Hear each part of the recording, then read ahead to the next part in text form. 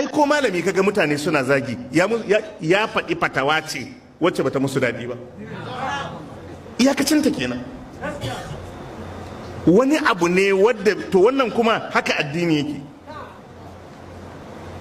Wata rana lokacin da aka saukar da ayoyin ƙarshen suratul baqara, lillahi ma fi samawati wa ma fil ard wa in tubdu ma fi anfusikum aw tukfuhu yuhasibukum bihi Allah fayaghfiru liman yasha'u wa yu'adhibu man yasha' wallahu ala kulli shay'in qadir.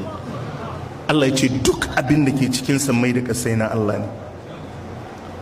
Wa in tubudu ma fi anfusikum, idan kun bayyanar da abin da ke cikin ranku au tukfuhu ko kuka boye yuhasibukum bihi Allah, Allah zai muku hisabi akai. Abinda ayar take nufi, inda zaka ga wata mata ta wuce sai ka ce kai, Allah ya ce to sai an yi kes. Ko ka bayyanar ko ka boye to akwai hukunci a kansa.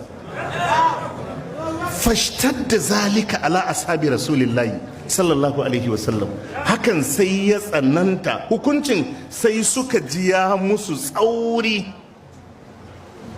Fa'atau rasulullahi sallallahu alaihi wasallam, sai suka zo suka samu annabi sallallahu alaihi wasallam. Summa baraku ala rukab, suka gurfana a gaban annabi. Fakalu suka ce ya rasulullah, kullifna min al'amali ma nutiq, suka ce an ɗora mana ayyuka waɗanda da mu iya. Allah ya kawo hukunce-hukunce wadda duka mun rungume su muna yi, as-salatu was-siyamu wal-jihad was-sadaka. Muna sallah, muna azumi, muna sadaka, muna jihadi, duka abinda Allah ya ɗora mana ya kallafa mana muna yi. Suka ce to amma akwai wata aya da ta sauka, aka saukar maka. Suka ce ba da mu iya aiki da ita ba. Abu Hurairah ya ce suna faɗan haka sai suka ga fiskar annabi sallallahu alaihi wasallam ya canza.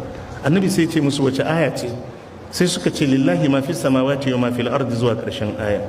Sai ce aturiduna an taqulu kama qala ahlul kitabaini min qablikum sami'na wa asaina. Annabi ya ce yanzu kun zo ne ku gaya mun irin abinda ahlul kitabi suka faɗa ma annabi Musa, mun ji ba da mu yi aiki da shi ba. Yanzu Allah ya saukar da hukunci open ku fito ku ce ba da ku iya aiki da shi ba. Qulu sami'na wa ata'na ghufranaka rabbana wa ilaykal masir. Yace ku ce mun ji mun bi Allah, muna neman gafara akan wannan magana da muka yi, makoma gare ka take. Abu Hurairah yace shikenan aka fantsama, kowa kaga mu da shi musulmi yana tafiya yana sami'ina wa ata'na ghufranaka rabbana wa ilaykal masir. Mace tana girki tana sami'ina wa ata'na ghufranaka rabbana wa ilaykal masir. Mutum yana kan abin hawansa yana sami'ina wa ata'na ghufranaka rabbana wa ilaykal masir. Allah sai saukar da amanar rasul bima unzila ilayhi, waccar dokan sai aka soke ta. Jama'a mun fahimta? Yi ma Allah da'a shine kai samun mafita a gunka. Saboda karka ji wani abu ya ma tsauri don bai ma daɗi ba, wannan a ce kai kullum addini abinda kake so zaka dinga ji, a'a baka shirya ba. Na sha faɗa, nakan ce fa ayoyin nan da tafsiran nan da kake gani, shi ma mai tafsirin kawai matsewa yake. Wata ayar in ta zo kai kanka kana fassara ta kasan da kai take, to ya da ai me sauraro ba da ai da shi ba.